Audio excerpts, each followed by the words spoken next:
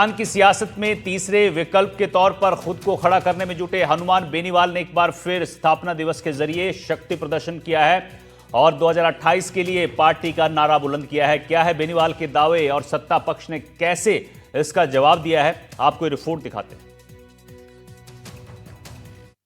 Party जिंदाबाद। हमारा नेता कैसा है? हमारा नेता कैसा है? गरीब पीड़ित शोषित वंचित दलितों का नेता कैसा है? राजस्थान में बीजेपी कांग्रेस की सियासी अदावत के बीच खुद के लिए जमीन तलाश रहे हनुमान बेनीवाल ने 2028 के चुनाव का बिगुल अभी से फूंक दिया है। जी हां, बीकानेर में आरएलपी की स्थापना दिवस में उन्होंने अपने लाखों चाहने वालों और कार्यकर्ताओं को 2028 के लिए अभी से जुटने का संदेश दिया। बेनीवाल ने अब की बार कांग्रेस और बीजेपी दोनों को हराकर आरएलपी को लाने की अपील जनता से की। बेनीवाल ने कहा कि सरकार ने उनकी बिजली काटी और वो सरकार का ही पत्ता काट देंगे। और गहलोत के बेटे को हरा के उसको भी ठीक किया, वसुंधरा को भी ठीक किया और भजन लाल को भी मैं ही ठीक करूंगा राजस्थान के अंदर। ये अच्छी तरह आपको संदेश देना चाहता हूँ। कमर कस लो, तैयार हो जाओ। आवश्यकता पड़ी राजधानी में घुस जाएंगे, सचिवालय में घुस जाएंगे, लेकिन इस तरह किसान जवान को बर्बाद होते हुए नहीं देख सकते। बीकानेर में जाट लैंड को साधने की कोशिश करते हुए बेनीवाल ने कार्यकर्ताओं से आह्वान किया और नया नारा बुलंद किया। 2028 में आरएलपी का नारा होगा, भाजपा हटाओ, कांग्रेस हराओ और आरएलपी को लाओ।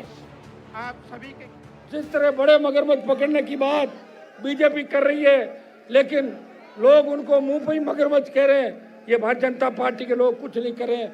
इसलिए एक सांपनाथ है, दूसरा नागनाथ है।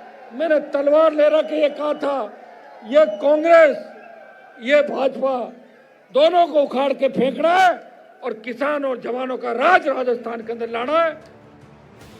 वहीं बीजेपी ने बेनीवाल के नारे को दिन में देखा हुआ सपना बताया और कहा कि बेनीवाल की बिजली काटने का जवाब तो ऊर्जा मंत्री देंगे, लेकिन इतना तय है कि जनता बीजेपी के साथ है। साथ ही नारे पर भी पलटवार किया। देखिए, किसी भी दल को अपने दल की रैली करने का अधिकार है, निश्चित तौर पर उन्होंने भी किया। उनका जो कहना है उसके लिए तो मुझे लगता है कि ऊर्जा मंत्री अधिकृत रूप से बयान दे पाएंगे, लेकिन ये जरूर कहूँगा मैं कि भारतीय जनता पार्टी पूरे राजस्थान में क्या पूरे देश में ऐसी मजबूत स्थिति में है। ये बात आपने, ये टिप्पणी अगर आपने कांग्रेस के लिए की होती तो मुझे लगता है ठीक था, लेकिन भारतीय जनता पार्टी बहुत मजबूत स्थिति में है। निश्चित तौर पर हम फिर से सरकार बनाएंगे।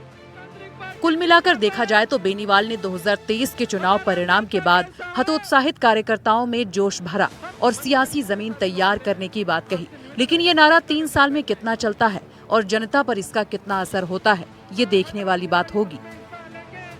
यूपी के हनुमान बेनीवाल ने अभी से अपनी निगाहें साल 2028 में होने वाले विधानसभा चुनाव पर गड़ा दी हैं।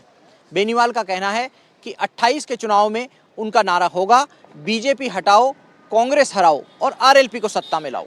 लेकिन दूसरी तरफ सवाल यह है कि अब तक 2 बार देश की सबसे बड़ी पंचायत में पहुंचने वाले बेनीवाल ने एक बार बीजेपी तो दूसरी बार कांग्रेस का दामन थामकर जीत हासिल की। ऐसे में पहले दोनों पार्टियों से अलग अलग समय लगाओ और फिर अलगाओ। क्या कहता है?